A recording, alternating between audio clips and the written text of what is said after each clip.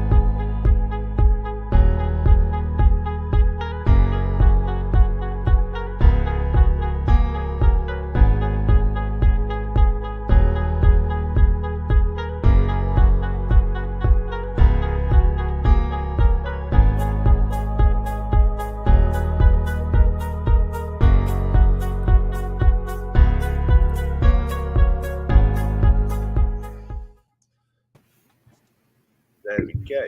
Good evening, everybody, and welcome to the Picnic Table live ant chat. I am Tom, your host from Ants on the Rock, as always, and tonight I've got John with me from Ant Hut, the Ant Hut. Do you want to go ahead and introduce yourself there, John? Yes, I'm John from Ant Hut. I'm the original designer of the modular system that's sold and manufactured by that retail. So yeah, brilliant. I absolutely love the modular system, and I couldn't wait to get you on the show and to show everyone else all about it. I'm just going to turn my lighting up. 1 second. That's a bit better. I can see myself. Right. Good evening, everyone in the chat as well. It's nice to see a nice busy chat just as we're starting. So we're just going to crack on as always. We've got loads of questions to get through, so we'll just start straight away.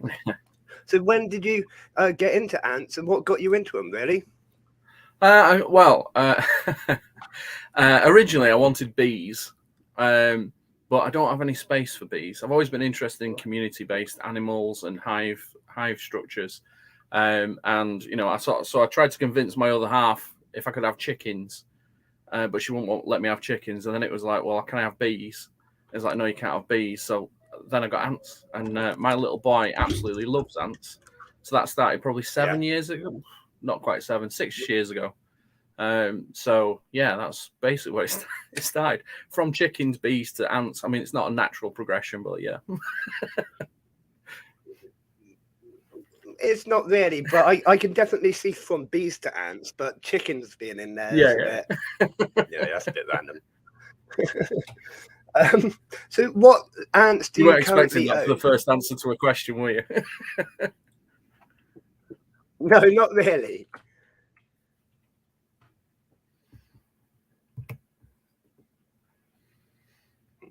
Right, so what ants do you currently own, buddy? Currently, I've got some Nicobrensis, although they are on the way out. I had a bit of an accident over the winter period with those, which was a bit of a shame, but we'll chat about that later.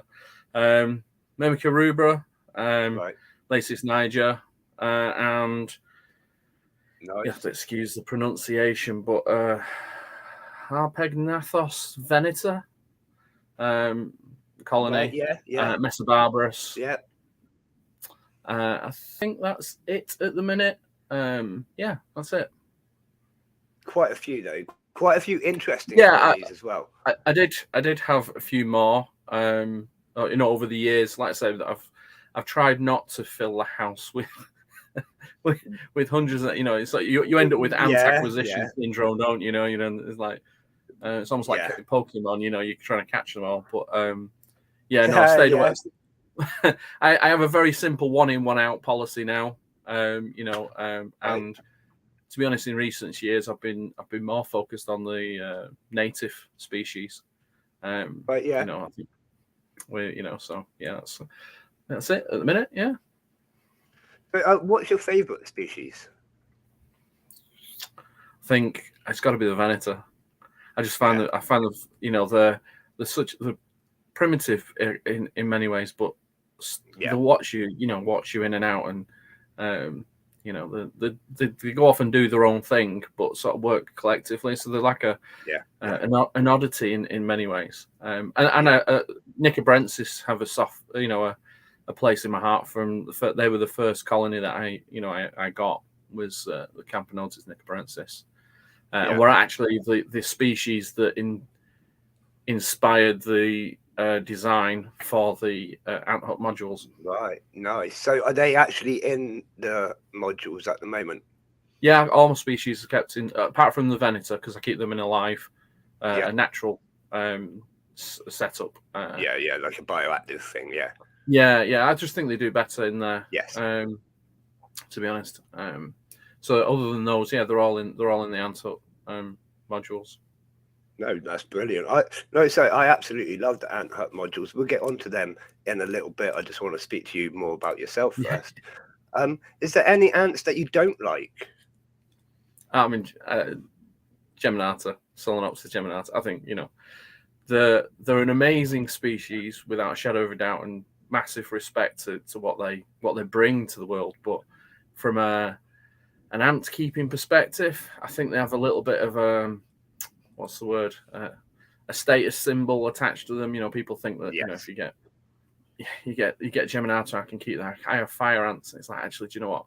The reality of keeping those ladies is just, the people I do know that have them are like, and have big colonies, because that's the only place you end up if you're keeping them properly. There is no other destination for you.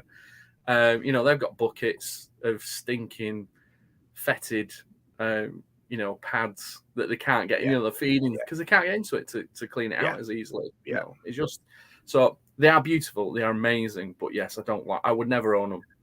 Yeah, I feel exactly the same. I say that all the time. Like, they're amazing ants, but they end up more stressed than actual fun. And if you want to like enjoy keeping they're not for me. You can't give you just cannot keep up with in my view, in their ability to expand. So it's like, is it fair? And it's like, what do you do? It's like, once you've got them, it's like you're not going to release them, are you? It's like, so you have a massive colony of fire ants that you're going to have to deal with, and I think I know that. No. So I actually tested the ant hut with, and you're stuck with it basically. Yeah, I tested them with Geminata as well, because it was like, for a laugh, let's see what happens, because they're the extreme of our little friends. With an infinite amount. It's not typewriters. It's like monkeys and typewriters, isn't it? For complete word Shakespeare's. Geminata and just infinite amount of time and chewing, they'll go through most things. So, they are devious little ladies, shall we say? Yeah, definitely. I've heard some quite nasty stories of them getting out and causing all sorts of nightmares around the house and stuff. So do you prefer bioactive setups? Yeah, no, that's it. To be fair, do you prefer bioactive setups? Yeah, it depends on species, to be honest. Like I said, the Venator is in bioactive because they work better in there, personally. However, other like Camponotus, they love the sort of nest setup. They seem to do really, really well. And it depends what you're after, doesn't it? If you want something that's more of a feature of, if you want something that's attractive to look at and feature of the room, then a natural setup is more in keeping with that. But if you're interested in the development of larvae and watching it and ants and how they operate within the nest, you will only get that with non-natural setups. So no, that's a good answer. So why did you open your shop? Well, it all came about. I made them. I designed them for myself, predominantly, like I say, from the Nicobrensis, to keep up with them, because they get to about like 1,000 workers, and then they just take off. And then they just take off. And I'd bought a couple of 3D printed nests, and I did the same thing that everybody did. Was I bought a big nest and I had a tiny a little test tube, and I was, and it was like, and then I learned and read and learned a bit more and got a founding chamber, and it's like, well, it once you got the founding chamber, that ended up in a drawer when they got a bit bigger, and so on and so forth. So like I said, the modules came from the back of that, really. So no, that's fair. And how long ago was it that you started selling them? Just over 18 months ago. Okay. Like I said, there was a version 1, which was my own private thing, and then when we went into lockdown, I think purely from like a mental health thing, it gave me something to focus and because I'm a tinkerer, I like fiddling and working on problems, and there was nothing on the market that really satisfied what I was after. A lot of stuff had, and there's nothing wrong with acrylic. from a material as a thing, but from a ecological perspective, it's like a single-use plastic. It's incredibly difficult to recycle. It's industrial, so it's all landfilled. And that didn't sit well with me. So I wanted something that, and there wasn't anything out there, So I just tinkered away, kept myself sane for the first lockdown, and someone said, "You know what? You've refined this to a point where actually it's really good, and there's lots of technical." It's massively over-engineered. There's so much in such a it's each module, so much in it. It's because it's a labor of love. It's not a commercial product in that regard. So no, that's good. That's good. So, are you planning to expand your range? If there was a demand and people need, because like I said, there's lots of suppliers of nests, and I didn't set this up to like compete on a commercial. I've got a day job, I didn't set this up to compete with people or other businesses. It was really because it gave people an option as far as the fundamental ethos was to reduce the materials being used, to make sure those materials were either biodegradable or recyclable, to design it in a way that was as efficient as possible from the manufacturing process to reduce the costs of electricity and time on the printers and things like that, and make it as simple as possible to grow the nest. So that was the core thinking behind it. So that's a long answer for you, but that's where we ended up. No, that's right. Do you have one there so you can show us? Do you know what? Do I have one here at the minute? I don't actually. I'm in a music room, so I don't actually have one here. I can probably grab one in 30 seconds. Oh, it's not an issue. I was just going to say, do you want to tell us how they actually work? Let me see if I've got one. I usually have. They're everywhere because obviously I design loads. Yeah. Oh, hello. Yeah. Okay. Yeah. All right. I knew there is one somewhere. So yeah, I mean, essentially, it's a fairly small, simple module that, with the principle that you buy one at a founding stage. The test tube can connect directly to it. Don't have a test tube. Connect directly to the port. Yeah. And it can use as a founding chamber, but then it will connect to multiple. The same module is used to expand infinitely, essentially, without having to change the form factor or anything like that. So you can go from a single small module and then to 2 or 3 or however many you want, and sky's the limit. And it's really designed around each being its own self-contained nest, but also its own hydration system, its own heating, cable management is all built in there, so that you can, you're not having to, opening the entire nest to edit the. So the base, if I can do it, this has actually got media in it, so the base comes off. Yeah. The base comes off, and we've got basically a cable management slot, which will take your standard heat cable, and then you've got basically a mesh base, so very similar to sort of a humidity trap. I think Tar Heel, the old sort of, a lot of style nets used to have like a water well and then mesh over the top. It's a similar principle, but obviously 3D generated with your water well in the base and whatever media you want to use. And the good thing is you can remove that without opening the nest. Because every single module has its own hydration chamber, it means you can put the hydration wherever you want it. So when I designed this, I set up a 5x5 grid of them and connected the Nika Brensis to it, and then I hydrated top left, Right. and watched them move the workers.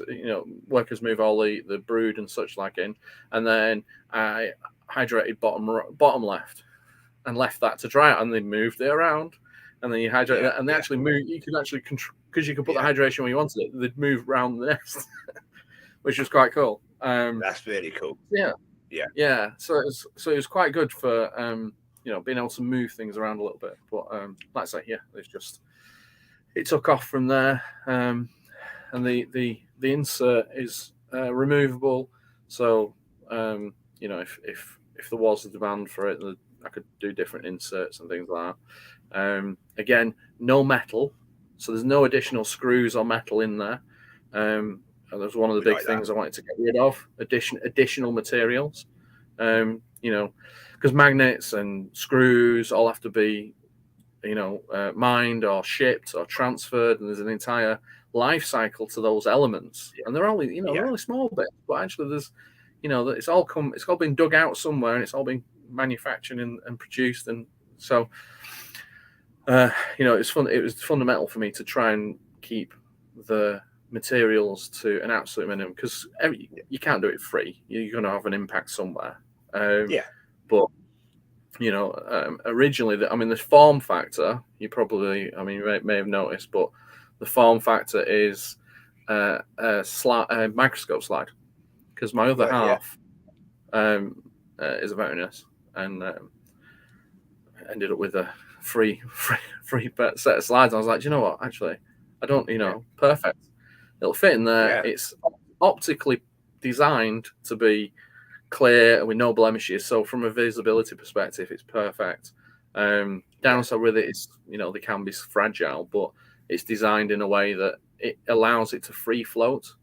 So it's less likely to break. I've never broken one. No, I haven't. No, I think you'd have to try, or you'd have to try and pry it out with something metal. Yeah, do something with it. Yeah. So like I say, the new ones I've got are using.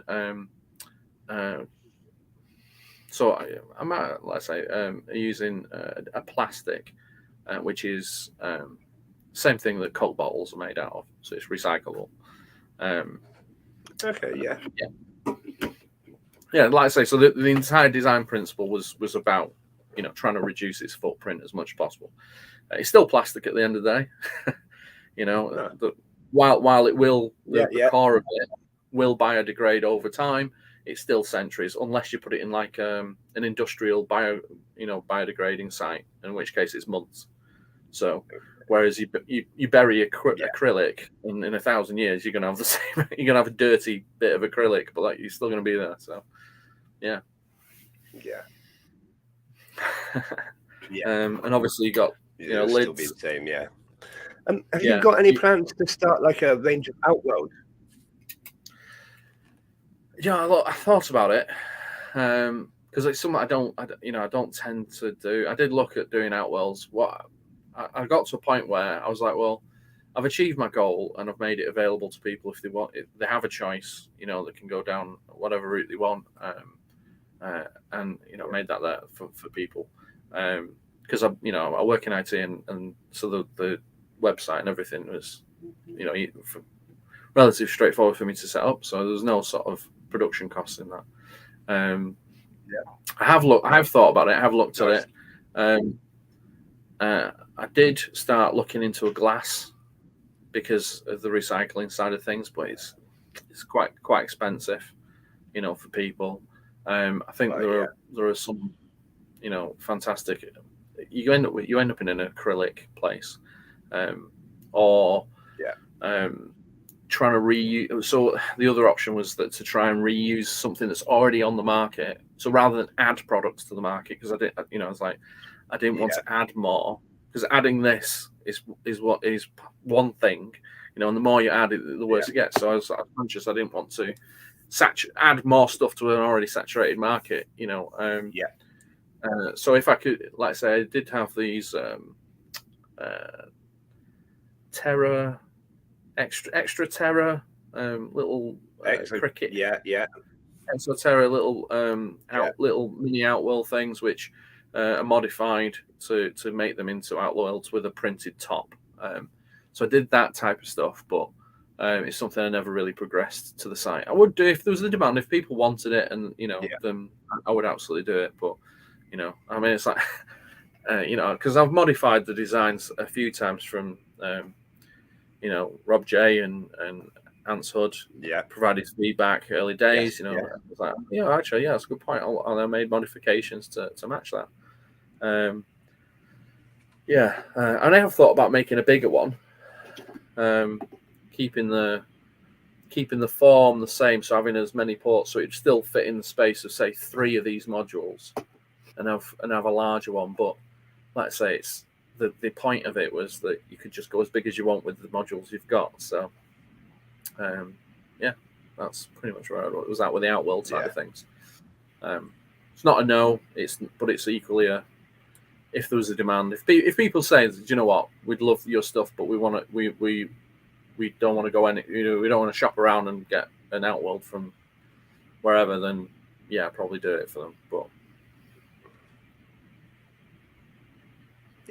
no, that's fair. One product which I do want to talk to you about is your water feeders. Now, I know they're just like water feeders and blah, blah, blah, but I actually really like them. They're perfect for like the smaller species of ants. They do really, really well. My Lasius nigers do amazingly with them. Really, and I've not got. So I was very conscious because there's the what are they? The form. What the ones everybody has previously, the form water feeders. I can't remember what they are, what the manufacturer was, but the original design that everybody knows with. Proformica or something, That's right, Biformica. No, and that was here? Obviously. I'm still there. That was obviously a well with the base. I was very conscious. I didn't want to just copy that because it's a great. When you look at it, there's some really beautiful little design features in it. There's a little scoop inside, and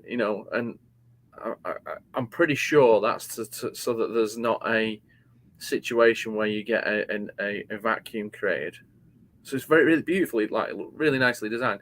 So I was conscious not to do that.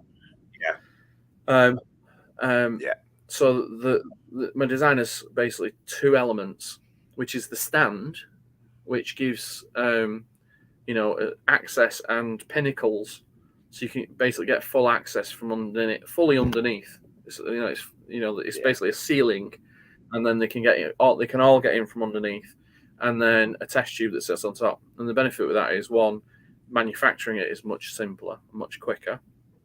There's no and 2, I always found when I picked up the Biformica ones or similar, I'd always have like ants in it. They'd always be in there, and like you then and then you not dead because they're really good, but I mean as in just feeding. Okay. They're in there. You pick it up, you like 5 or 6 ants in there, and then you you cotton wool bud, just getting them back in, and then you can change it and so forth. And so, like I say, because it's in 2 parts, what you can do is you can use your tweezers just to knock the bottom off and leave it in, and then just tap them off dead easy because they're on the outside at that point, and refill, and then the base is already there, so you're just going straight into the base. So but it's a fundamentally different design was what I was going for with it. And I've never had any ants. I think the design, like I said,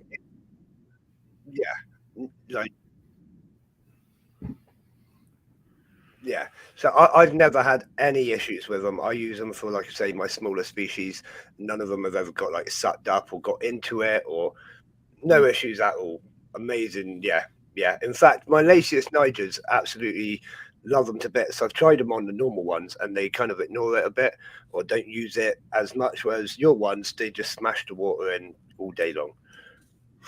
Yeah, I think because sometimes they have a little bit more freedom to move in that space underneath. Yeah. You know, they can get more in and more and get out, and you don't get that sort of queuing system. You know, you'll see like 12 ants with their heads in a hole, all trying to get to it. And I think that can sometimes, you know, I mean, who's in the mind of an ant at that point? You know, I mean, but you sort of think you see these things, you think, you know what, actually, I'd like to think that they're enjoying it, but and the manufacturing process, because it's split as well, makes it easier to do that, and reduces the complexity of the actual print as well. Quite robust. The other products that you sell are all like really, like, you've just solved an issue. You know what I mean? Like your test tube. The test tube adapter is brilliant. Like, stick it in, job done. It's so much easier than having to like work out. You know what I mean? Yeah. You solved an issue there. You made little feet and stuff. Yeah, all sorts of things. Yeah, I might have one actually. Oh yeah, there we go.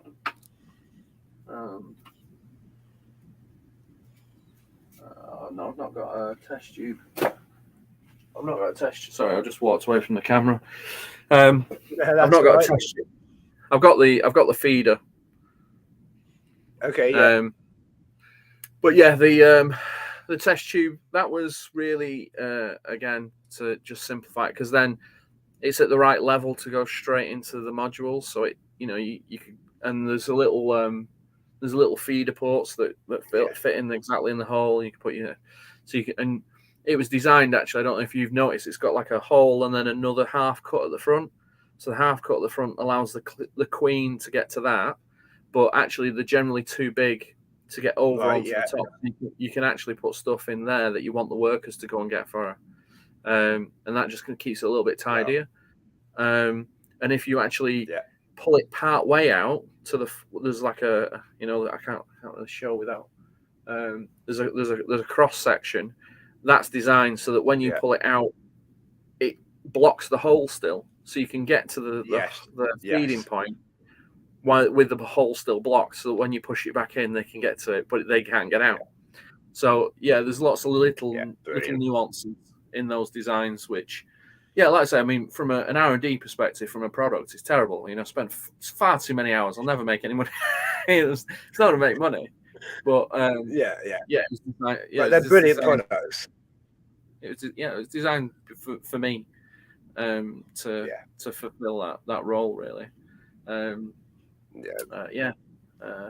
Like I say, like I've got I'm surprised no one else does this, but I've got a particular port, right, and it's like one of these little caps, right, but it's about sort of this long and hollow through with vents in the end.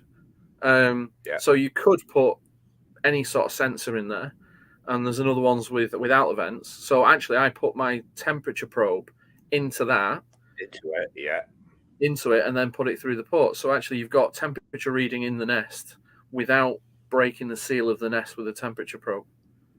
So, you know, it's like, and the other thing with that is because it's the port, you just move the port to any entrance in the system at all, and you know, you're not sort of limited to actually wherever I could have designed it so that you could only put the temperature probe in one area, but actually because you can put it into a port, it can go in any of the 4 ports or any of the outer stretches. So, or you could leave a module out in the middle of your setup and put the port in the middle. So yeah, loads of stuff like that, and massively over-engineered. Yeah, no, that's. But we like stuff like that because it's useful and it solves that issue. It's amazing, you know. I'm a terrible businessman. I'm not a businessman at all. I've not done it, you know. It's like... it's brilliant. Neither am I, to be honest. But if it helps the hobby, you know, screw it. Let's do it. Yeah, you know, and it helped me out. So that's why where the website came from. It's like, let's say, and you know, the the hydration probes. You know, I had a Bluetooth one that I was looking at, but like I say, I had to put a stop on what I was doing because I was just throwing so much time into it, and you know, if people are, you know, people got to be interested in, to continue to do that. So, but yeah, it's like, you know, the lids, the lid. You know, you think that's just the lid, but actually it's got an insert, and then I can 3D print. You know, I think you've got one, haven't you? Which has got writing in it, and you can customize it to sort of, you know, a name or happy birthday, or you know, whatever it might be, and then it just inserts in the lid, and it's like that's like, that's just a little additional thing that, anyway, all fun. And we like things like that. Colors, because everybody else does white, and you know, I think it was probably one of the first that came out that was multicolored. And I think I've got red, lots and lots of red. Yeah. Well, I said there's blue, there's green, there's pink, there's pink. Ant Lady said, "Oh, you should have a pink." I was like, "Yeah, absolutely." Why not? We like pink. Why not? Yeah, but like I say, my background is predominantly 3D printing a long time before the Ant side of things. So the 3D design side of things was, you know, for many years, you know, and it just turned it to this need, really. No, that's good. It's gone now. I'll print another. No, print another. If there was anything in the hobby that you could change, what would it be?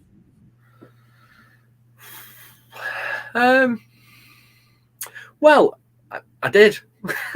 The absence of, you know, of options from a more environmentally friendly route. And don't get me wrong, I'm not trying to say that, you know, this is environment. It's plastic. You know? You know, and all plastic you do is, but you know, there's certain things you can do about it, and like I say, reducing materials. So, you know, that's why I did it. I suppose the other thing would be, I don't know, probably increase people's education of, you know, what the hobby's about. You know, because you mentioned to some people like, "Oh yeah, I keep ants," and like, you do what, you know. And I think when you're in the community, you know, it's quite nice, and you know, there's lots of people, very knowledgeable people, but far more knowledgeable. I'm not, you know, than myself. And you know, it's quite nice to learn things from all the different sources. So that's really good. I think sometimes people coming into the hobby, takes a while for them to get to that. But you know, people like yourself doing these type of content or channels, or you know, YouTube is fantastic. I think so. Yeah. I mean, that was one of the reasons I started the whole like live chat thing, is just so we can all like talk. I wasn't even necessarily starting with interviews or knowing what I was going to talk about. I just wanted to open up like the chat so everyone else could talk. You know, this gives them an opportunity to share information, experience, and talk rubbish. Really, you know, it's great fun. Yeah.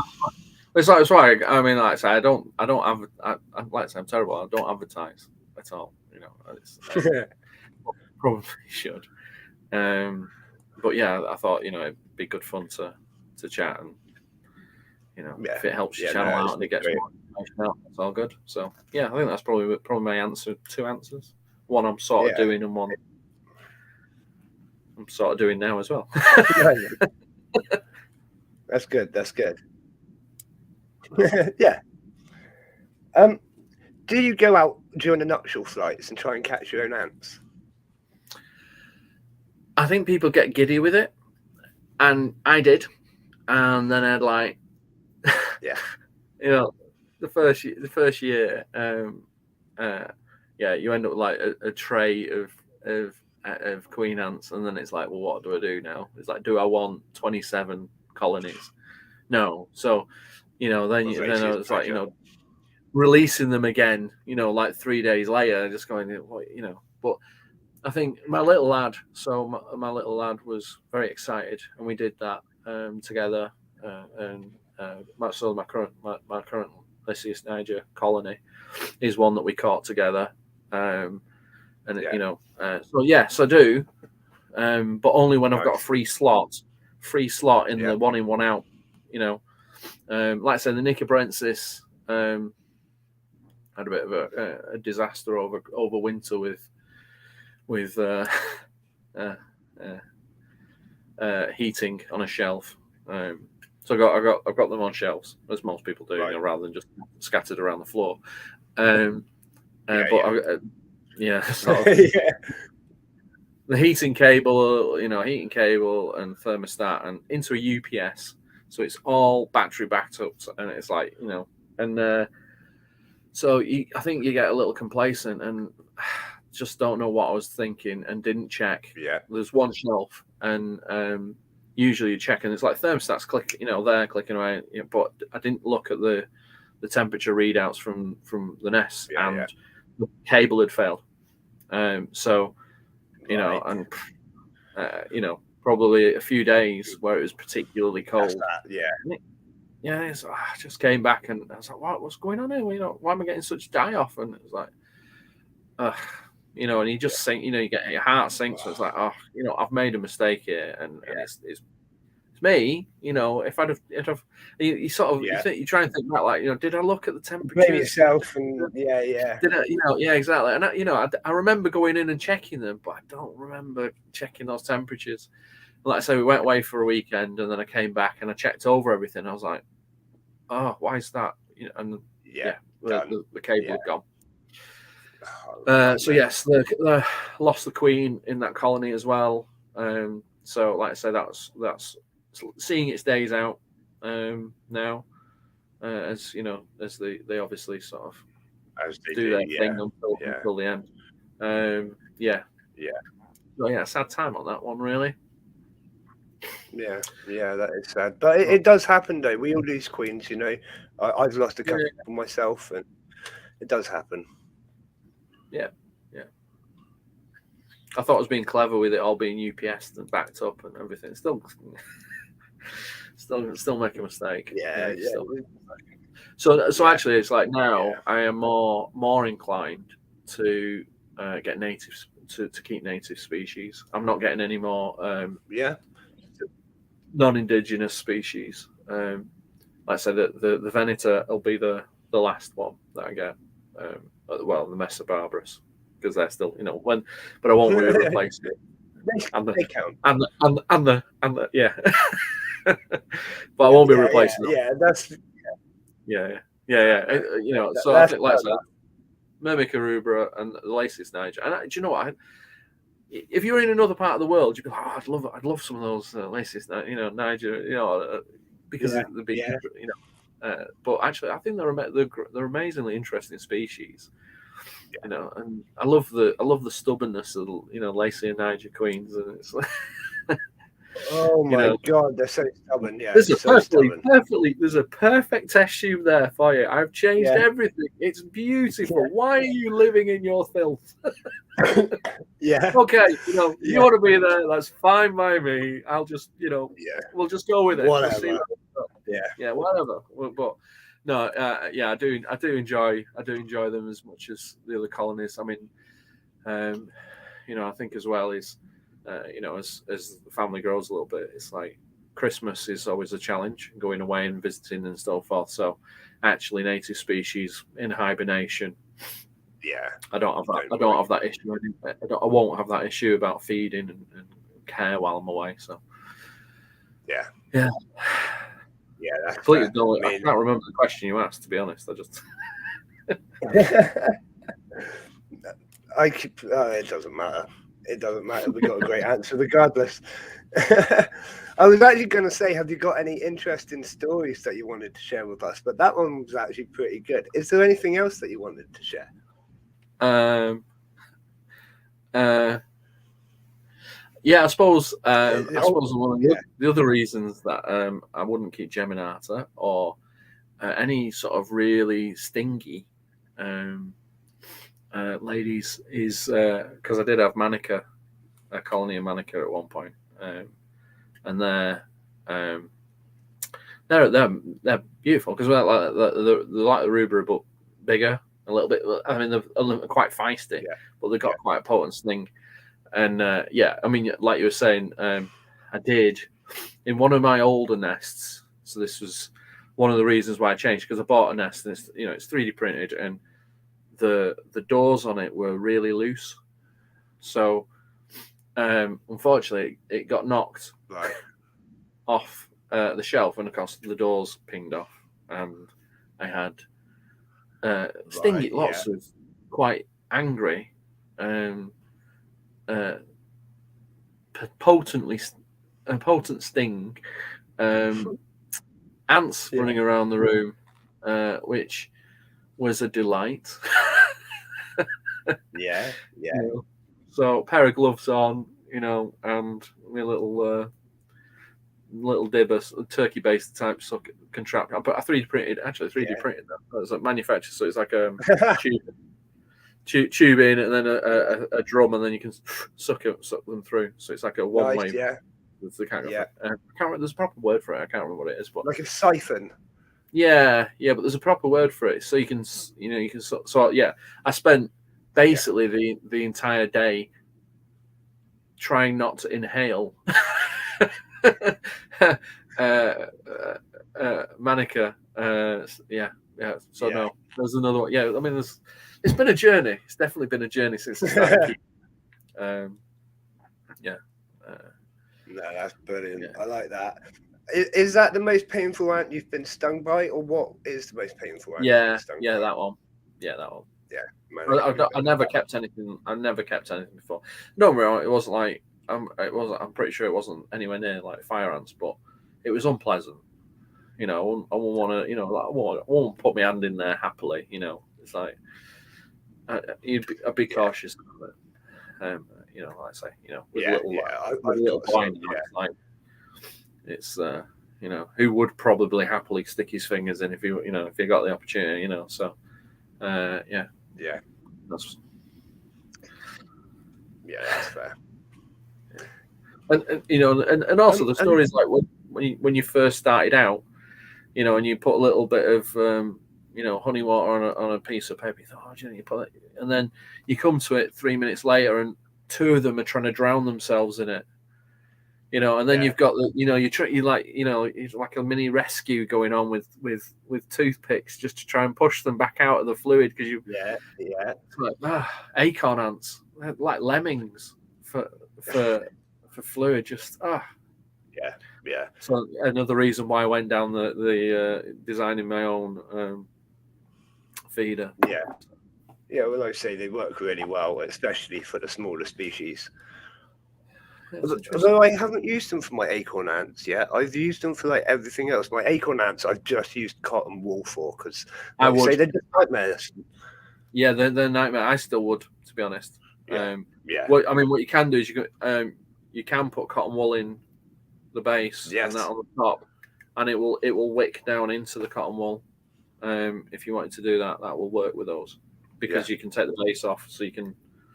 Wouldn't do that. I wouldn't recommend that with things like Mesobarbarus or anything like that, because they'll just pile soil up against it, and then it'll just wick out into, because they're nightmares. They're nightmares. Less. I've not too much problems with these, but the other ones, like they just pile dirt up, and then it break the seal and just seal when it goes. Empties. I've had that a few times. So do you have any advice that you would pass on to people looking to start keeping ants? Don't expect it's going to be fast. I think the advice is like, there's a lot of excitement initially, and it's like when you buy your first queen, you have lots of time.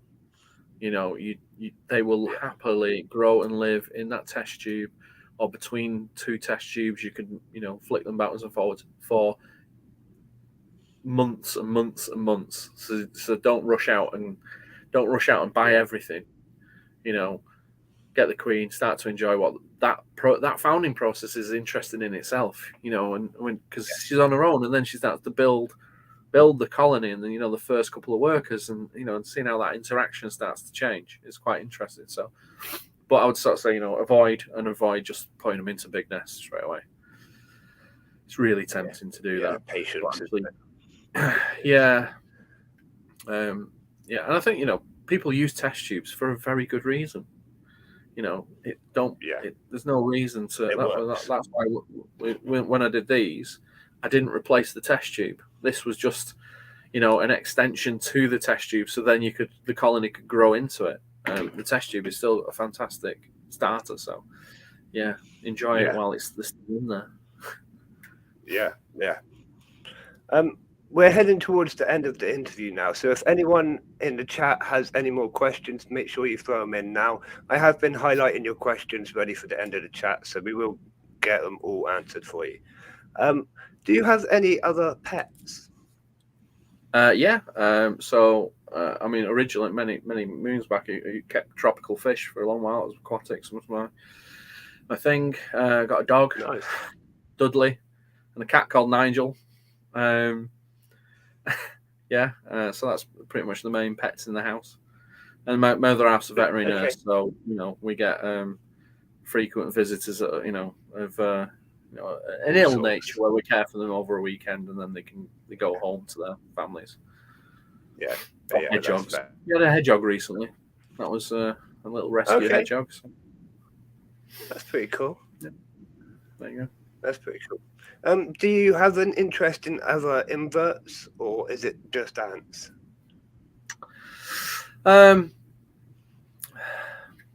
Predominantly ants. Like I say, my first interest was bees. But like I say, from an ant perspective, inverts. Probably ants is where my heart is. I think I like the colony aspects of them. I think that's where my interest is. And the fascination is like such simple creatures can achieve. You go like Solomon Geminatus, like what they can achieve as a body is incredible. And there's a documentary I think on like Amazon or something like Fire Ant Nation or something like that. It's amazing. And like in this, I was it 70s or 80s, where they tried to eradicate them in America by poisoning everything, and all they did was clear the path. Just made it easier. Made it easier for them, and just killed all the natives. But I think that's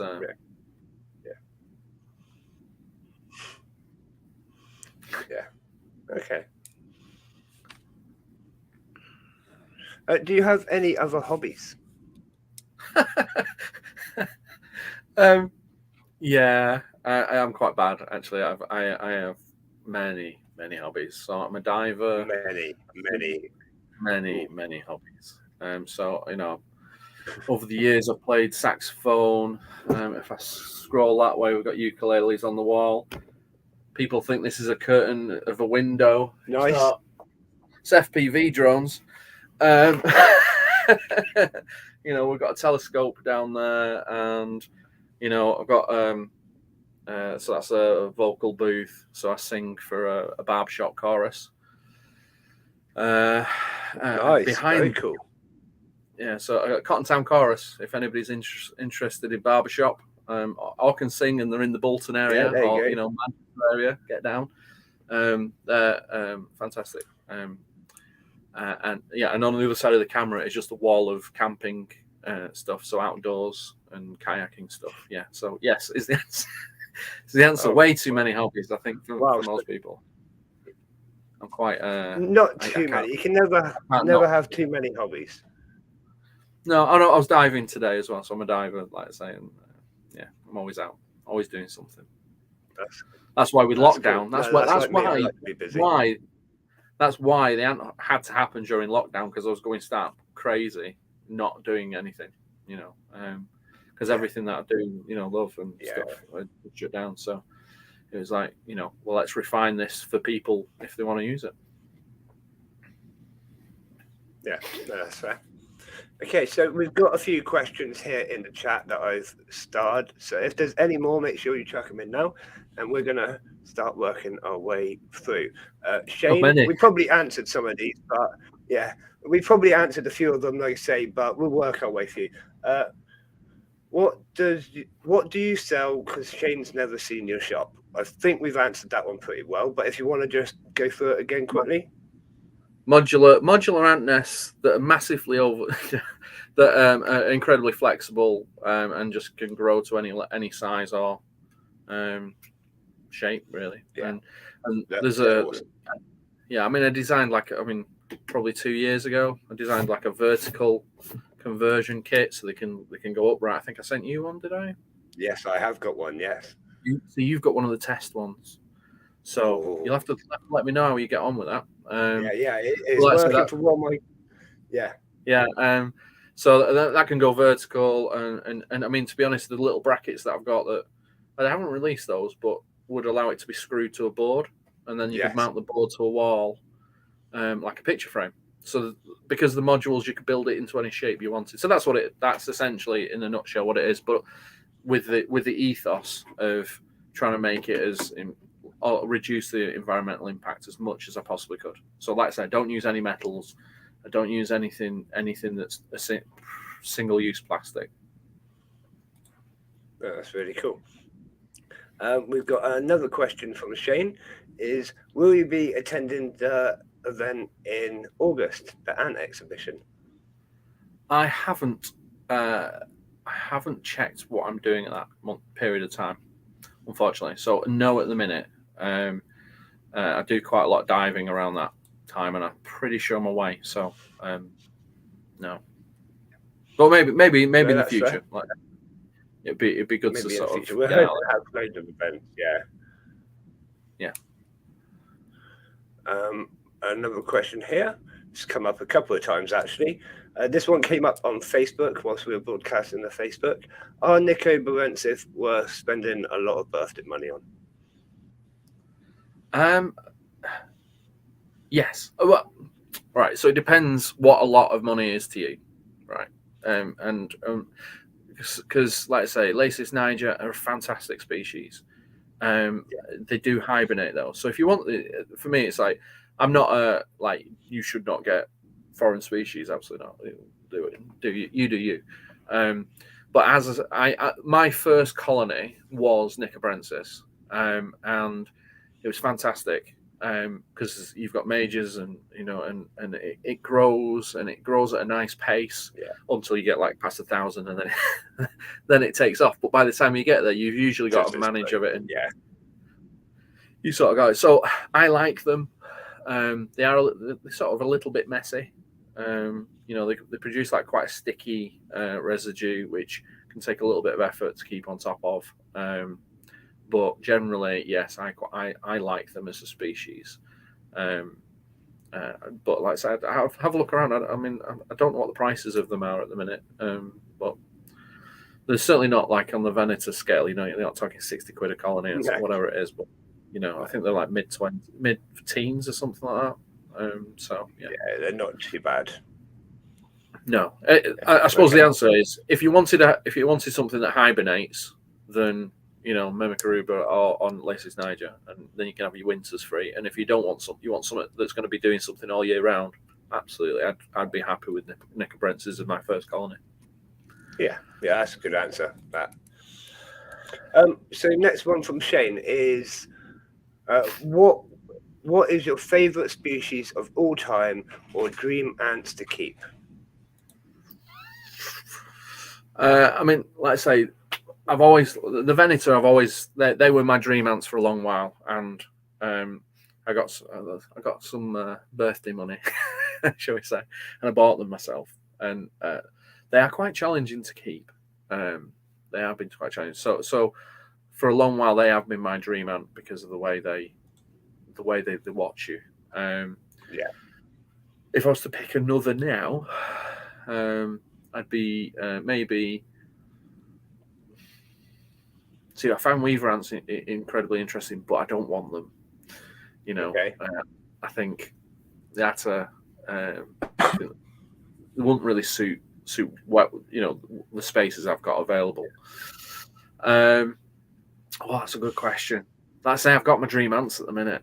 I've got my Venator. Maybe trap jaws.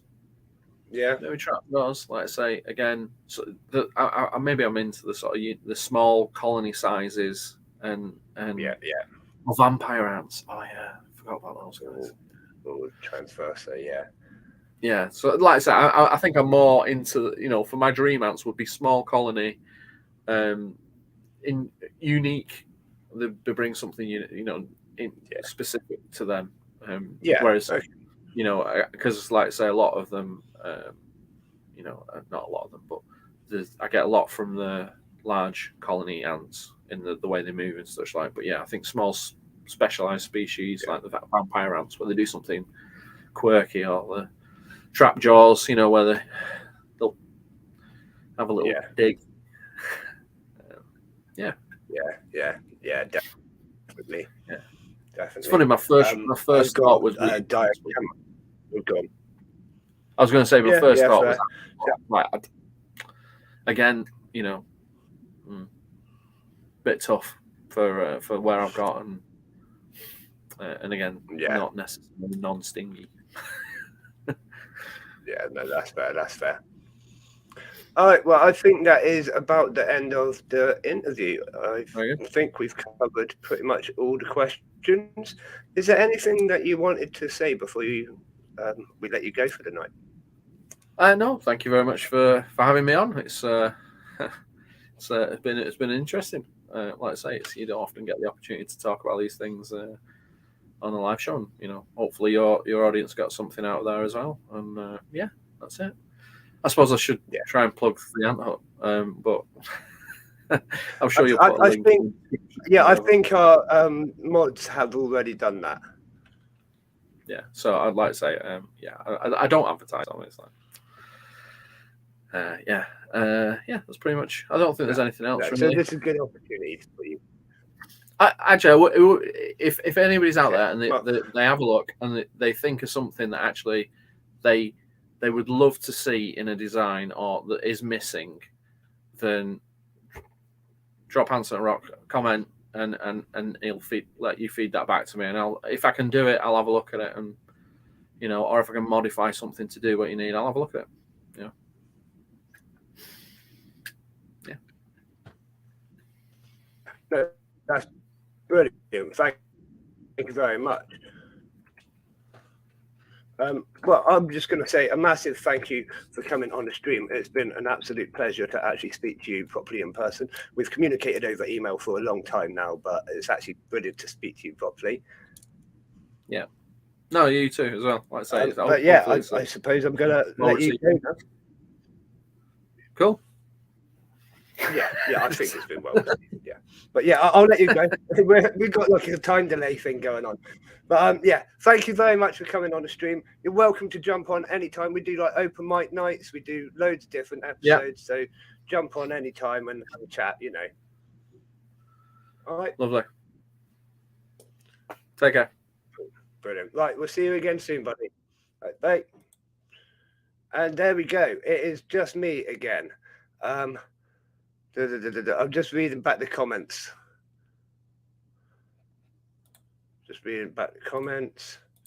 Yeah, we'll talk about the exhibition in a second, but there's definitely going to be lots more people coming. I know there's a lot more people coming yet. Oh, yeah, it's going to have a decent turnout. There should be quite a lot of people there from what I've been told. Like, yeah, it's going to be good. Either way, if you are the only person to turn up, you're going to get some hell of a good discounts.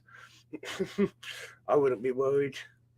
But no, there's going to be lots of us there. Loads of people obviously signed up to come in as vendors and content creators and blah, blah, blah, blah.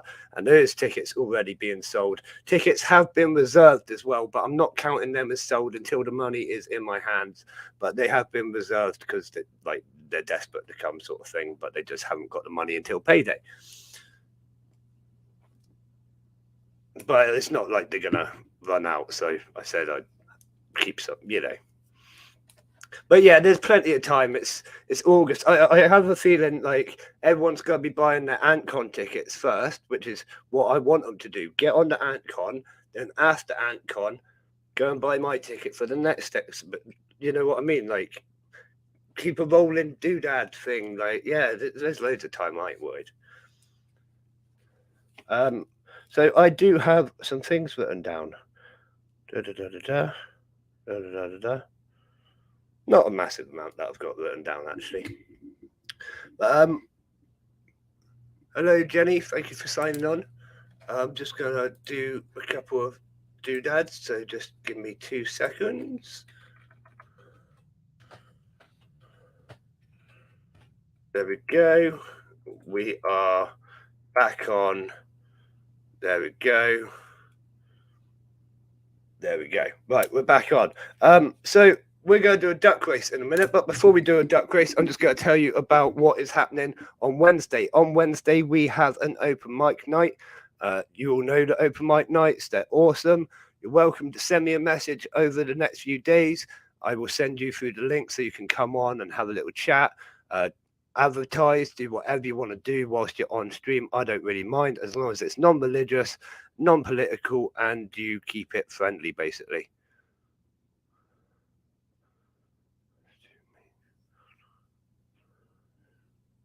Yeah, no, happy Ant UK. I'm more than happy to clarify that. You know how it is. And I don't take offense to anything. You got to try really hard to offend me. Like, people have tried in the past, many have failed. Nah, it's all good, man. You ask what you want. Like, if you got any questions, ask me now, because whilst I'm here, you know what I mean. But if you haven't, go buy your ticket. I don't know, but yeah, you should go get a ticket. What was I saying? Yeah, open mic night on the 16th on Wednesday. Send me a little message if you want to come on. I will obviously post a link on the night as well. It should be a good night. I've already got 2 people said that they're going to be joining me on the. There you go. Shane's going to be buying tickets at the end of the month. I've already got 2 people that are going to be jumping on the open mic night. So we can have up to 10 at any given moment. Jump on. We've got Facebook, we've got YouTube and Twitch now. So we're on 3 different platforms. It goes out as a Spotify podcast afterwards. Get your voices heard. If you've got something to talk about, if you've got Shane's going to join on Wednesday, you're absolutely amazing, Shane. Thank you very much. If you've got something to advertise, something to talk about, jump on. You know, we can have a good chat. We can nerd out about stuff. We can chat about the exhibition, chat about whatever it is. Loads of people have been really interested in the subscription boxes. So if you're interested in them and want a little bit more information, we could talk about that then. Whatever, you know, it's all good. It's all good. It's an open mic night. So take the floor. But that's enough chatting from me. Should we do a little duck race? We all like a good duck race, don't we? So give me 2 seconds. We will set up a duck race. How many people have we got in the chat? We've got 11 people in the chat at the moment, which means we're going to have 11 ducks. We're going to run this duck race for 2 minutes, right? There's not going to be any prizes for this duck race. It is just for fun. I reiterate that point. There is no prizes. Jenny, if you're asking about the open mic night, it starts at 9 o'clock. Well, it starts at 8:30 with the live feed and doodad, and then it starts at 9 o'clock with the chatting open mic night. You know what I mean. Right, so how many people have we got? We've got 10 people in the chat right now, so we're going for 10 ducks. And what am I doing? So 2 minutes, 10 ducks. I'm hoping it doesn't lag, but it might start lagging now. I've opened the secondary page, but we will see what happens. Right, has everyone got their number? I think everyone's got their number. If you're arguing about it, you've got 2 minutes to sort it out. I mean, you could, I don't know, flip a coin. Anyone got a 50p or something? But here we go. Right, let's have a little look at our ducks. We have a policeman duck. He's got a little hat going on. Little pirate duck. That's Captain Pirate Duck, and we got like other pirate duck. We got a pink heart duck. Spider-Man duck. I like the Spider-Man duck. And then we got a couple of plain ducks there. So let's start the race and have a little watch and see who wins. Oh, that's loud. God, that was loud right in my ears. Let's just listen to the sound of the ducks.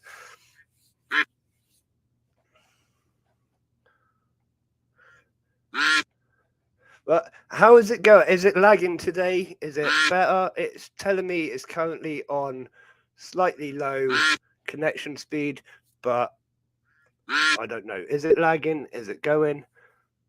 Let me know.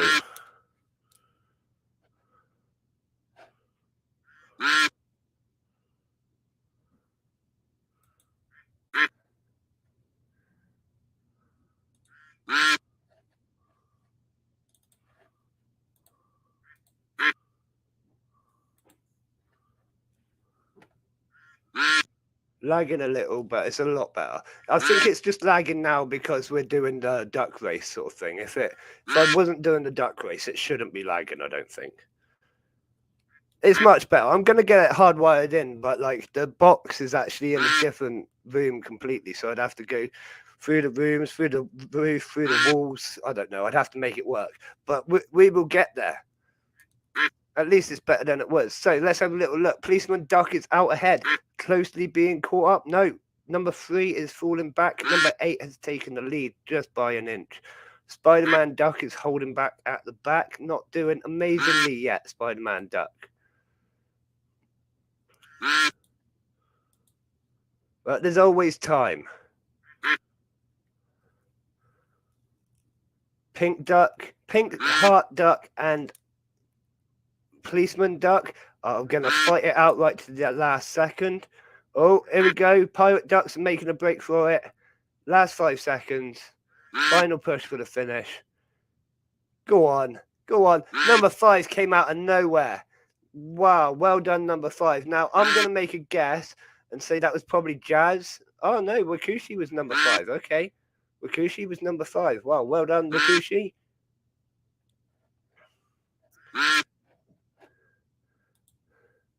There we go. There we go, everyone. That was good fun, wasn't it? I'm just loading up something else for us in a second. So, what's everyone been up to? Has anyone done any interesting ant trips lately? Anyone been out to see some colonies in the wild? Now they're starting to wake up from their diapause, nuptial flight sort of thing. A nuptial flight? Diapause hibernation sort of thing. Sorry, my... But, yeah. Has anyone been out to see the ants yet? I have. I keep going and like everyone thinks I'm weird because I'm there working, and then I'm like, oh no, there's an ant. I gotta see this ant. Anyone else weird like me? I'm sure you're all slightly weird like me because we all like ants.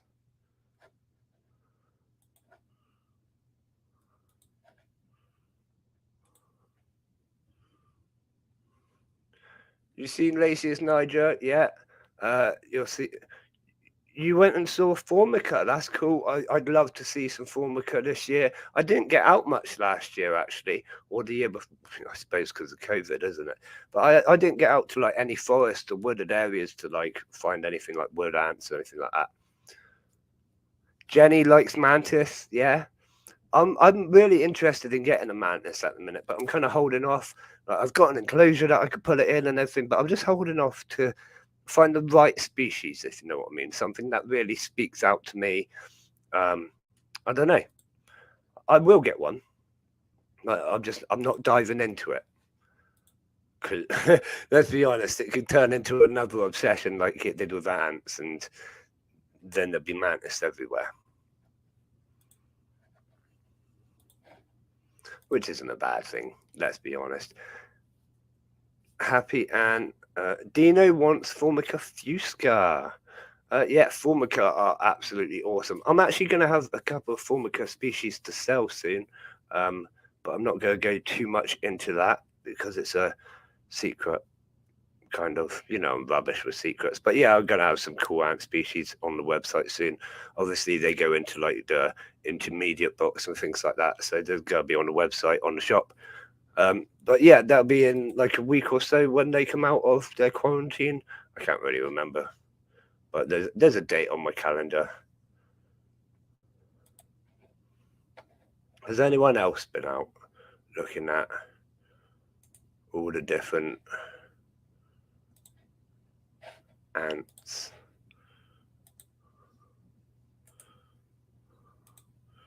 Yeah, you've seen Lasius have been out for quite a while now, and they've been really active from what I've seen. Like, really active. And enjoyable watching them. But that might just be around me, you know. But someone who has been out lately, I'm gonna show their video off just because they're absolutely awesome, and they made this video for us to show off during one of our live streams. So a massive thank you to Katie for doing this.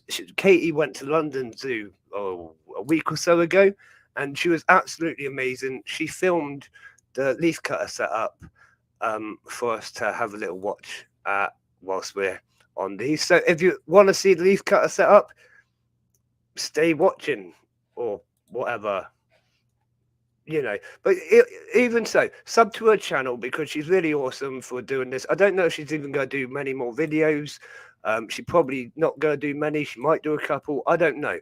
But sub to Katie's channel. It's up on the screen now. And here is her leaf cutter video, which I thought was awesome. So I thought I'd share it with you.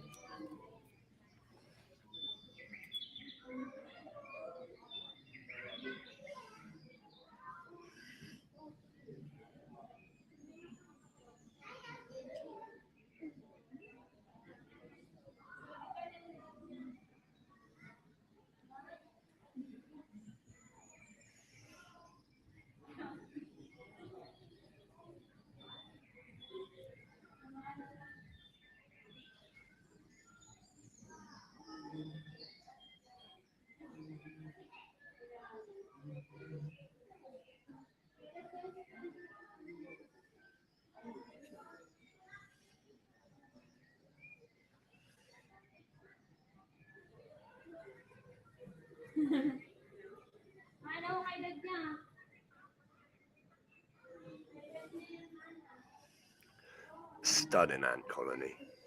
Absolutely amazing. And I love the setup and the way they've designed it. Really cool. Yeah, three fungus deep, says Dean. That's brilliant. Yeah.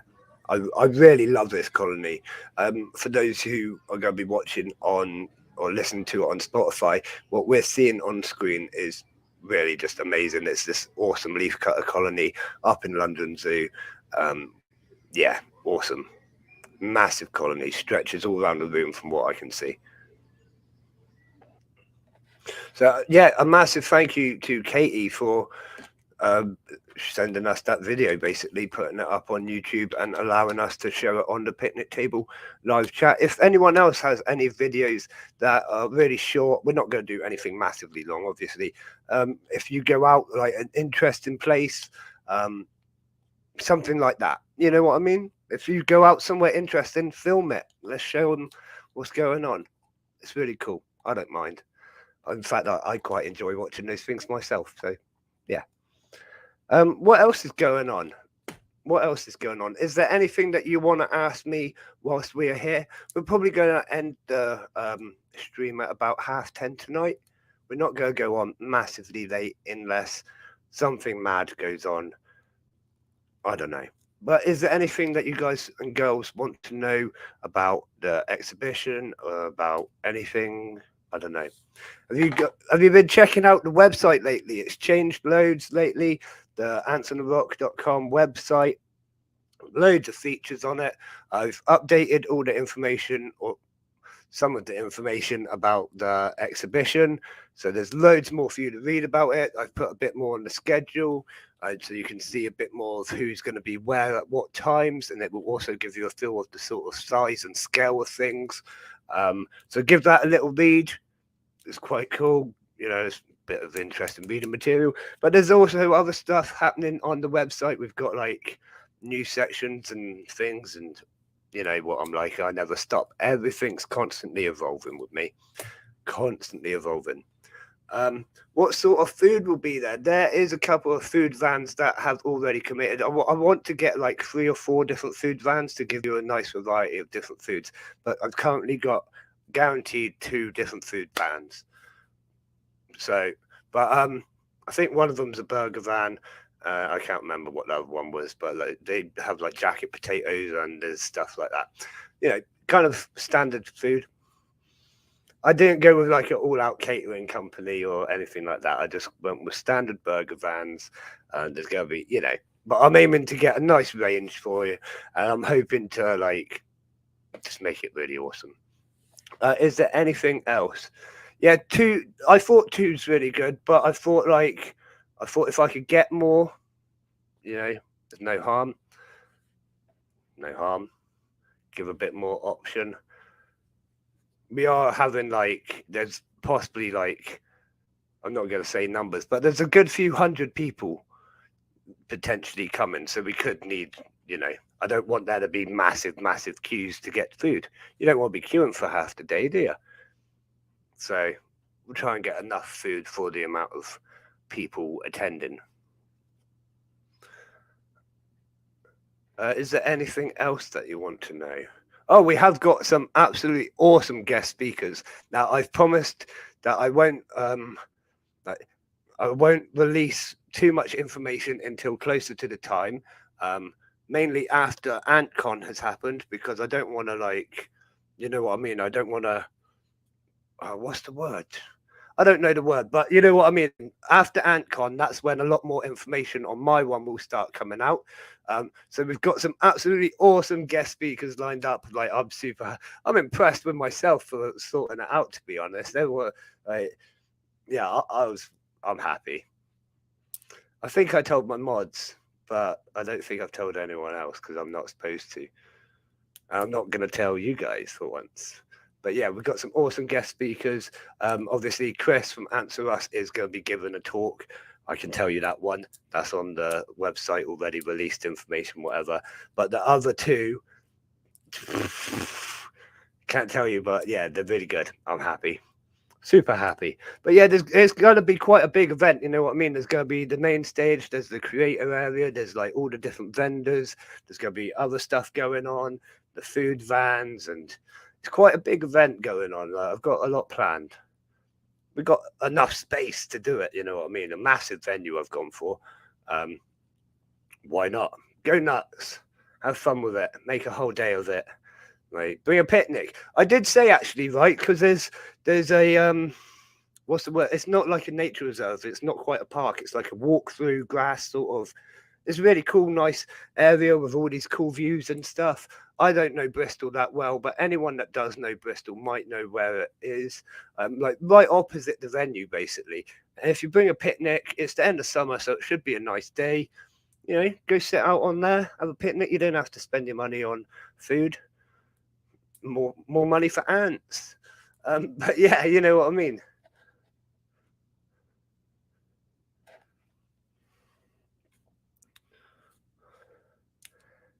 Yeah, Dean's laughing at me and giving me the monkey over eyes face. I know I'm a nightmare, but I'm not going to tell you any more information than there's already on the website. Ha! For once, I'm keeping it under my hat. The hat that I've become so well known for, apparently. I'm the man in the cap, people have started saying. I've got so many different names on YouTube and whatever now, haven't I? I've got Ants on the Rock and Rock and Tom and Man in the Hat, Man in the Cap. I'm sure you guys have some other names for me that haven't been said to my face yet. I don't know.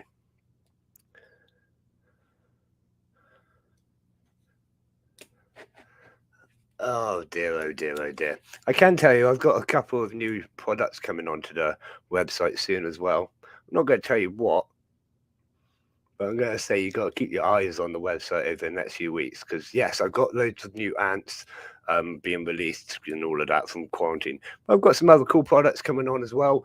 Some stuff is actually Ants on the Rock brand. Ooh, we've got our own sort of... Yeah. Only because I've had to do it this way to get the sort of the items I wanted in the box, some of it I've had to produce myself. So yeah, we've got awesome stuff. I don't assume the worst of you. I was only joking, but you never know. You never know. Like someone called me. What did they call me? Monkey Boy or something like that. I don't know. I was like, how can they call me Monkey Boy? Where did that even come from? But apparently I was called Monkey Boy a couple of times. Like they couldn't remember what my actual name. I don't know. It wasn't offensive anyways. It wasn't meant to be offensive. But I was just like, where did you get Monkey Boy from? You've never seen me climb anything.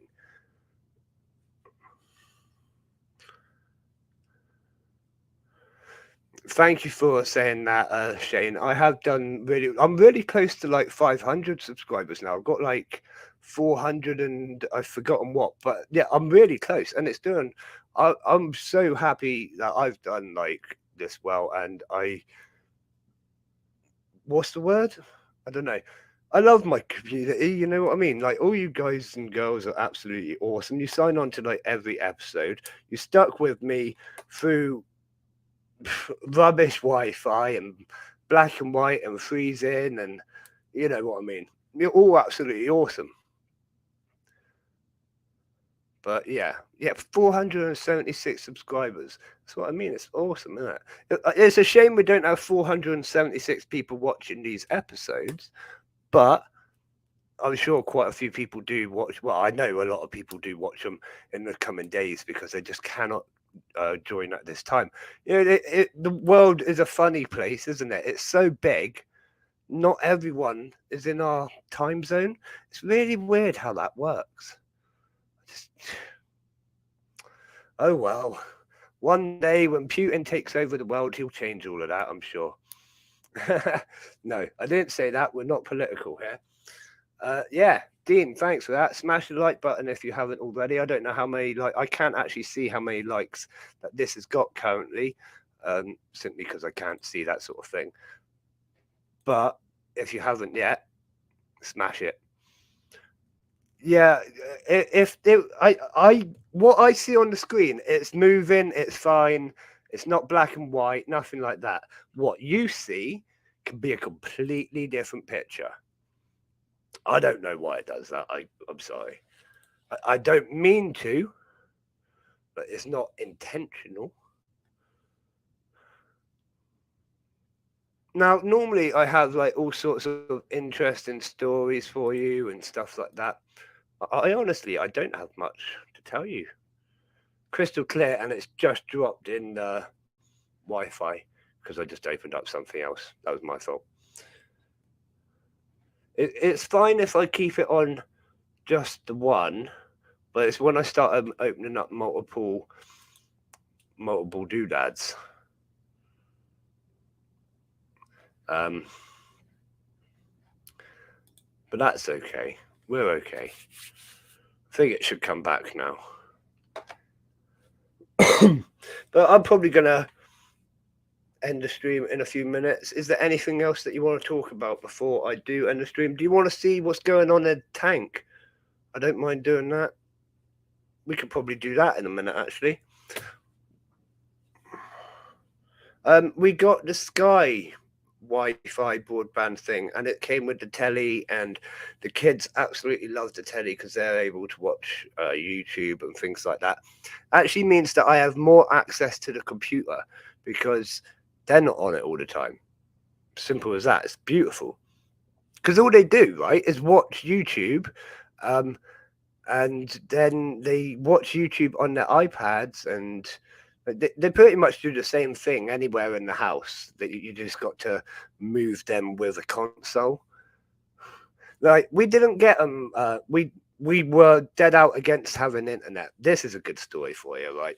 We were dead out against having internet. Can you believe that, right? I used to top up my phone like £10 a month, and once we ran out of internet, that was that. That was that. And then COVID hit, and the schools were like, "You've got to have the internet, otherwise you can't do your schoolwork." Look, what kind of age are we in where the school tells me I've got to go and pay for internet? Well, apparently this age, right? So I went and got like a contract on my phone and whatever, and that's when I started doing the videos more regularly because I could upload them. And then we got on their iPads and we connect it through my phone, and like that's how it all started. And like, yeah, they used them for work and stuff for a little bit, but it slowly and slowly got more, as it does. And we were too relaxed with it for ages, and we let it get kind of not out of hand, but they were staying up late on their iPads.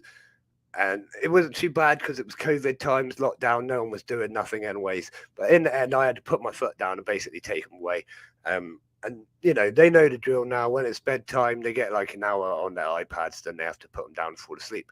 If they don't and we catch them on them, then they're in trouble. Simple as that. But we put a lot of trust into them. I don't want to have to go in there and like forcibly take it off them. I put trust into my girls. They're quite well behaved anyways. I'm very lucky in that regard. I put trust into them, and they do generally put them down and go to sleep. So that's fine. But we were dead out against getting internet for a very long time. I always said, I'm not paying for internet. If kids need internet, they can pay for it themselves, was pretty much what I used to say. Because I just didn't see why I would need it in the house. But it's so useful now. Like, actually having it, it's made a massive difference, like all round. With my youngest, like we can put her in front of the telly. She's got her own special remote that she can use. So that's really helpful. Yeah, it's been really good having internet, I will say. Massive change. And obviously now I've got it on a PC. Like when I got the PC, I never, like I said, I never intended for it to get like this big. The episodes started on my phone, and then we got the PC, and then we moved on to the PC for the episodes, but we were using the Wi-Fi connection from my phone, and the iPads were connected to it and everything. So like 10 minutes before the stream, I would run around the house. Like we've got some behind the scenes footage, actually. It's hilarious. I would literally run around the house and I would check like everything. I'd go like, your iPad's off mine, your iPad's off mine, get the Xbox off, and I'd make sure everything in the house was like connected to my internet so that we could try and get a good stream. Most of the time it was rubbish anyways, let's be honest, but I tried.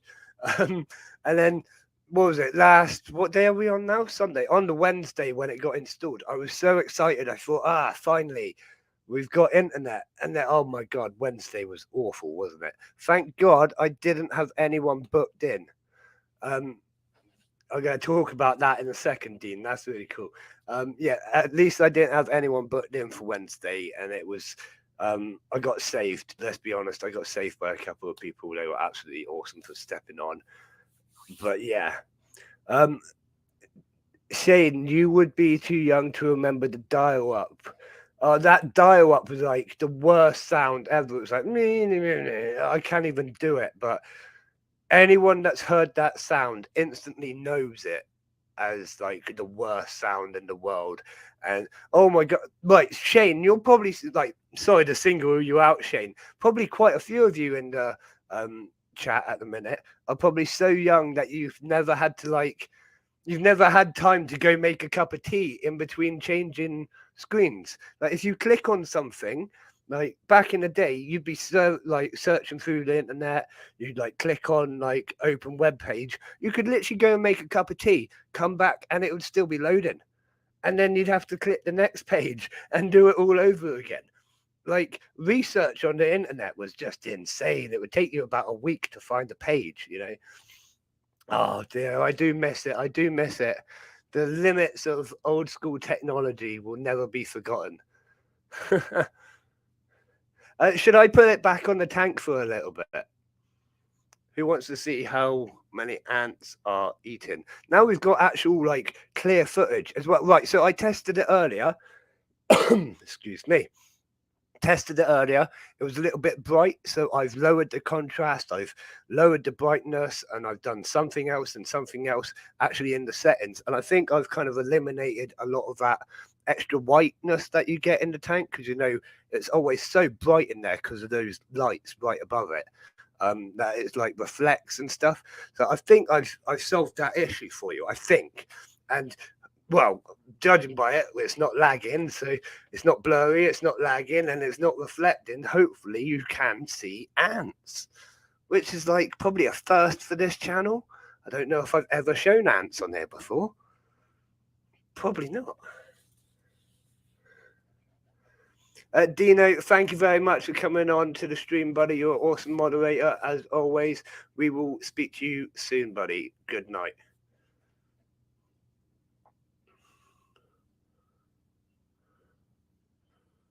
Yeah, Ant Ramblings did save the day, Antimatters, thank you. Didn't you pop on as well?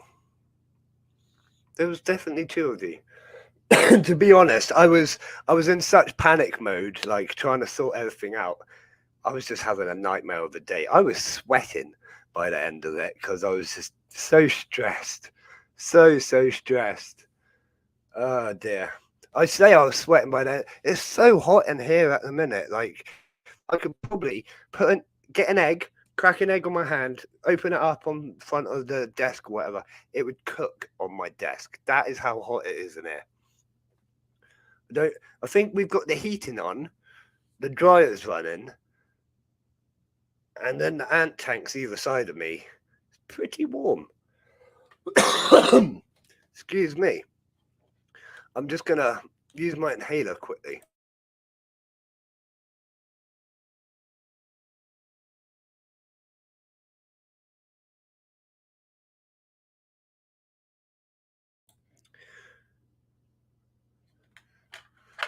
There we go. But right, so I'm going to change the camera because you probably had enough of looking at me. I've had enough of looking at me. So we'll change the camera. We'll do a 30-second timer. I'll put you over towards the tank and then we'll carry on chatting.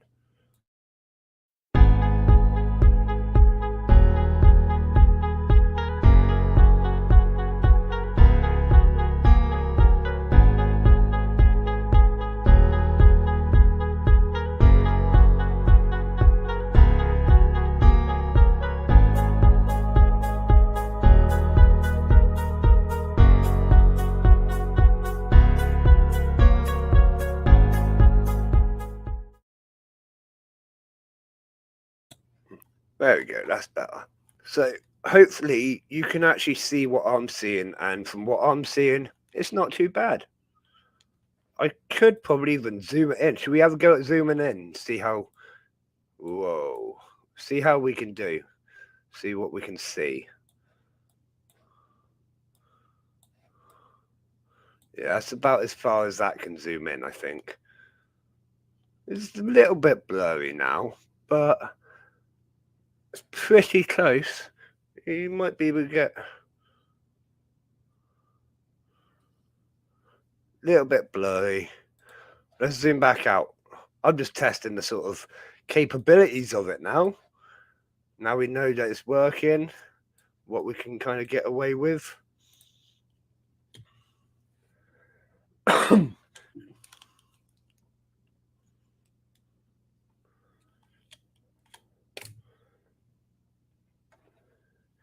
Who enjoyed that interview tonight? Oh, cool. I'll talk to you about that in a second, Shade. Yeah, who enjoyed the interview tonight? Who's heard of Ant Hut before? The Ant Hut, sorry. I always say that wrong. The Ant Hut. If you haven't heard of this stuff, you really should look it up at some point because it's really super cool. I use quite a few of his modular nests. I don't know if you've seen them on my channel. They're the little red ones. In fact, I think all of them at the moment are actually in use for my personal colonies that don't even come onto the channel. So you might not have seen them, but I have done a review probably almost a year ago, if not a year ago. I did a review on them. So it is all the way back on my channel if you want to have a quick look on the YouTube channel.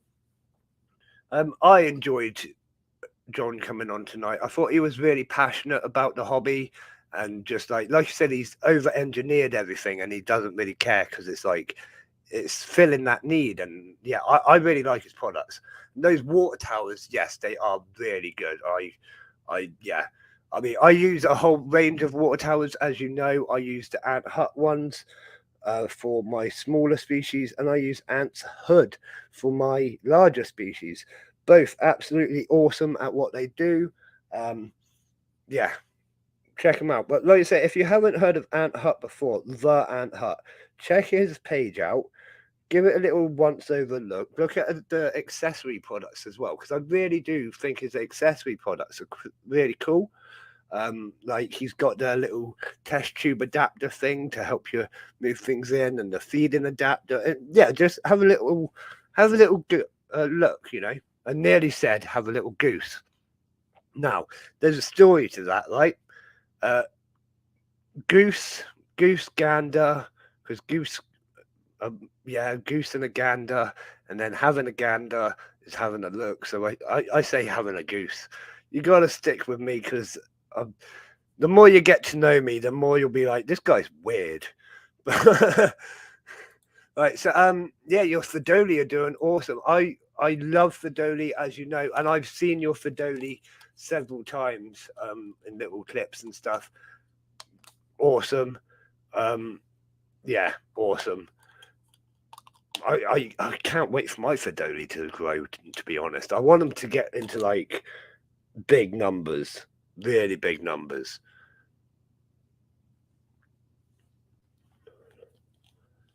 And ramblings, thank you. It's so much better, yeah. So much better. And we are currently broadcasting to Facebook as well now. So have we got anyone in Facebook? We currently have not got anyone watching on Facebook, but several times tonight people have joined in on Facebook, which is really super cool. Tonight is our first night of test streaming onto YouTube, Twitch, and Facebook all at the same time. What I will probably be doing though on Facebook is only starting the live show when we actually start talking. Instead of doing the pre-show feeding on Facebook, you only get that on Twitch and YouTube. So if you want to join in for that part of chat, you've got to still join on Twitch or YouTube. But there will be Facebook opportunities to watch as well. I just thought it's another platform we can reach out to, bring in some more people. We had Alfie, if anyone knows Alfie. Alfie Healy, I think he's come on the show before. I do believe he's come on the show before. But we had Alfie come on earlier via Facebook. We've had a couple of people on via Facebook, which is really cool. Like I said, it's nice to give them another opportunity. Not everyone can come on to YouTube or Twitch or whatever. And quite a few people might just forget. You know, one really cool feature as well, which I found the other day, we can put music on. Now, this one's called Feeding the Ducks. I don't know if it's gonna be like, if it's background music for feeding the ants, but it's called Feeding the Ducks. So let's see how it goes. Well, it starts. Here we go.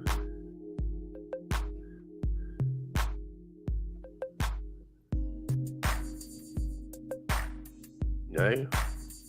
Yes. Don't know. Oh, there we go. Apparently this is Feeding the Ducks. I don't think I'm a massive fan of it, to be honest.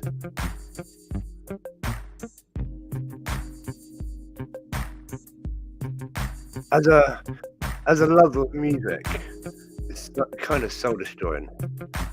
It's all right. I mean, I could get into it, but if I was to drum over the top of it, yeah, I'd be going all over the place with jazz drumming right now. But it's a nice little backing track. I'd use that as a backing track to the drum solo.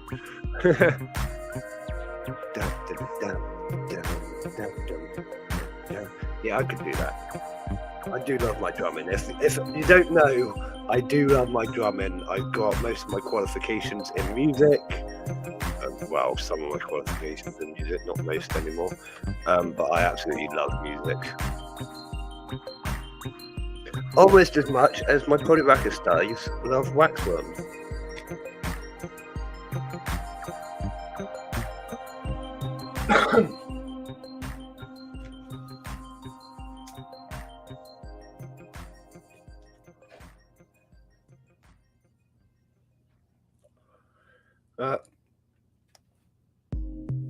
So currently on the screen we've got the Polyrachus dies feeding on waxworms. If we look around a little bit, we do also have isopods over here. On this side You've got the nest, big old nest. Some beetles. There's a beetle. There's a beetle. But we're mainly just going to be looking at the ants. We do love the ants on this channel, don't we? Of course we do. It's ants on the rock.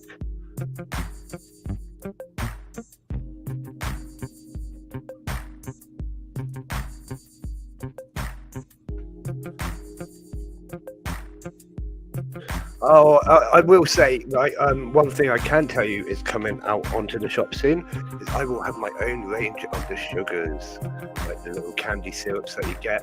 Gonna be awesome. Gonna have loads of different flavors. My own little range going. So yeah, if you need to get your ant sugars, you'll be able to get them from me.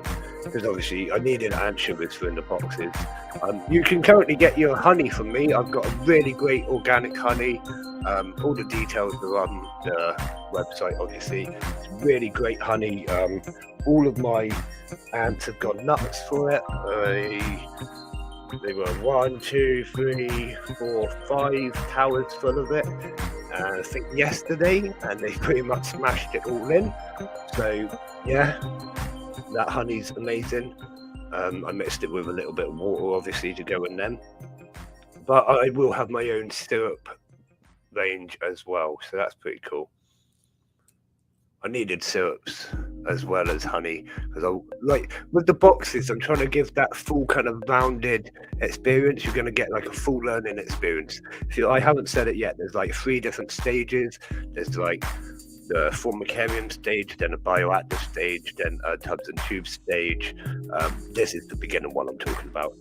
It just kind of teaches you all the different methods, and then there's like this and that, and the intermediate one teaches you about heating, and you know what I mean. It's a full learning experience. So I wanted as many different types of products in there as well. So you've got your honey, and it will teach you about how to make a honey mix and things like that. And then you've also got your syrups, and it will teach you about how to keep your syrups longevity and things like that. You know what I mean? Just a full rounded learning experience, as well as getting a load of good products at a good rate and all of that, you know. But I think it's more about the learning experience for me. I love passing on my knowledge, as you know.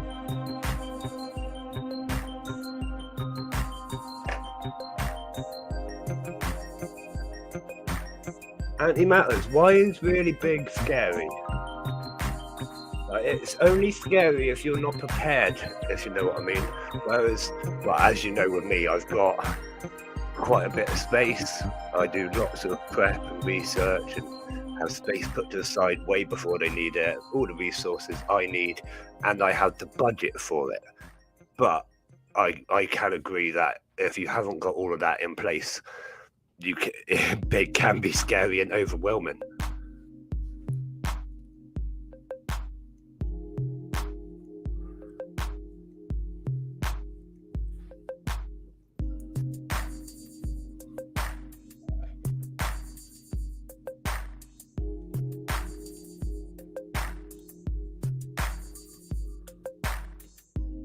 But we are heading towards the last few bits of our stream now. So thank you all for signing in. I'm going to just do something awesome on Twitch, which means that I raid another channel. Now, if you don't know what raiding means, basically all my viewers on Twitch will get passed to someone else, which I think is an awesome awesome way of doing things. Like, really cool. They should have that on YouTube. You know, you pass your viewers on to someone else. So I've just got to work out how to do it. So I think it's a really cool feature. So I'm gonna raid.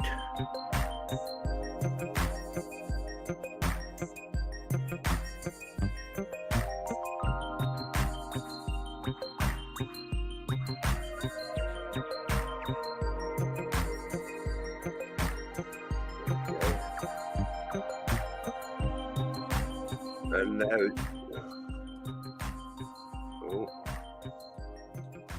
Hang on.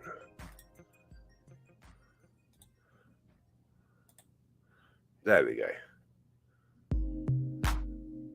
There we go. And that's the raid done. So I've just sent all my Twitch viewers over to someone else.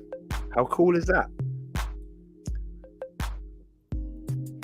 So I am just going to say a massive thank you to everyone for signing in. As always, I love you all. You're an absolutely awesome audience.